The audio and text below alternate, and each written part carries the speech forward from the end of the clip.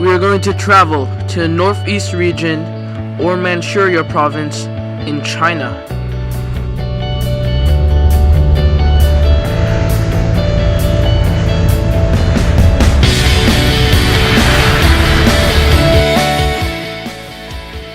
Manchuria is located in the northeast region of China.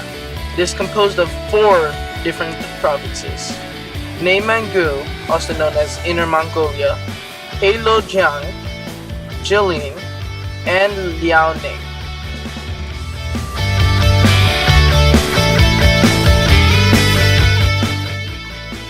Manchuria is a territory that has hosted many different civilizations. It was named Manchuria after the Manchus, an ancient civilization that helped establish the Qing dynasty. Historically, Manchuria was much larger, but part of it was given to Russia in a peace deal between the Qing dynasty and the Russians. The rest in Manchuria stayed with the Chinese until World War II invasion by the Japanese.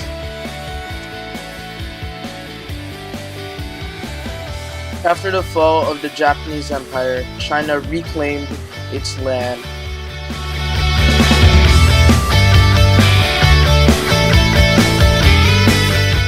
The Northeast region is very important for the Chinese economy. This is where most of the heavy industry is done and where they mine for coal and iron. Also there's a large plantations for soybeans, ginseng, and many other fruits, and this is done by mostly migrant workers.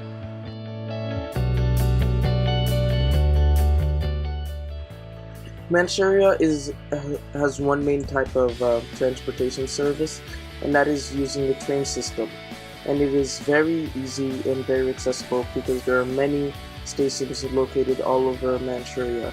And this is in large part due to the industrializations by Russians and the Japanese during their takeovers, invasions, etc.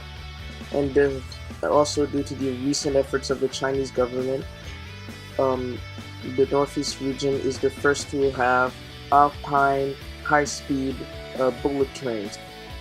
In addition to trains, Manchuria has a large number of buses for public transport, and also a vast and large number of taxis. In addition, Manchuria has 4 international airports and 5 regional airports for public use.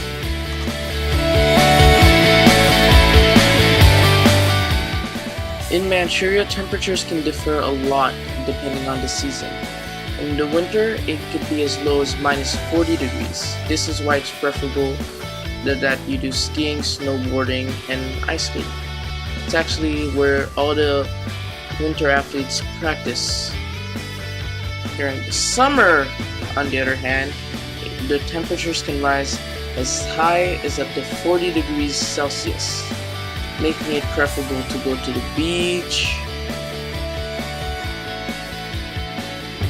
The Great Wall of China can also be seen in Manchuria, in Hushan and Xinhaiguan. They were there to stop the Manchus and other indigenous people from coming over and invading Beijing.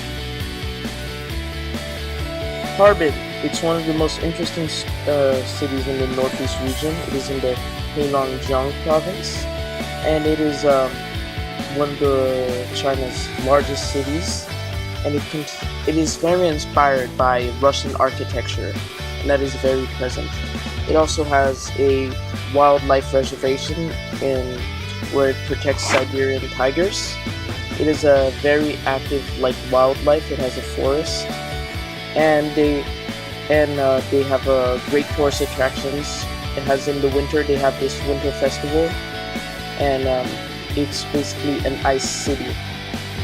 It is a very interesting festival to go to. It attracts thousands, if not millions, of visitors every year from all over China and worldwide. Harbin's cuisine is a lot heartier than that found in the rest of China. Here they prefer more stews and dun tais, and they are made with less luxurious vegetables such as cabbage due to cold weather. And their food is has some roots from Russia, Korea, the rest of China, and Mongolia.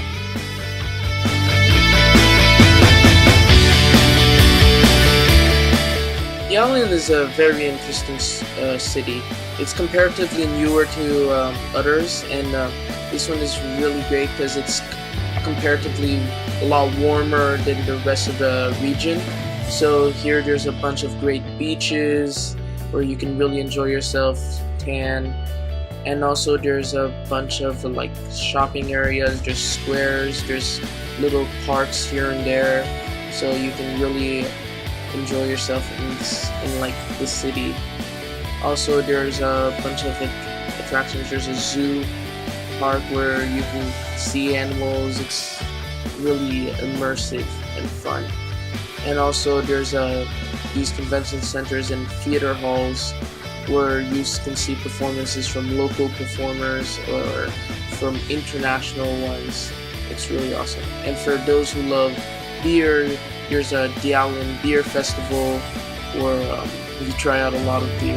The Dialin cuisine is very local. Since it's on the coast, you're going to get a lot of seafood, and also traditionally you'll get more dumplings, buns, and pancakes other than rice and noodles, which is typically found in this country. And also the cuisine comes from the rest of China, from both Korea, Japan, and a little bit of Russian. So it's all a bunch of these great cuisines all into one. And also there's many Western American restaurants with sometimes English speaking waiters and waitresses, so it's easier for you to understand and order your food.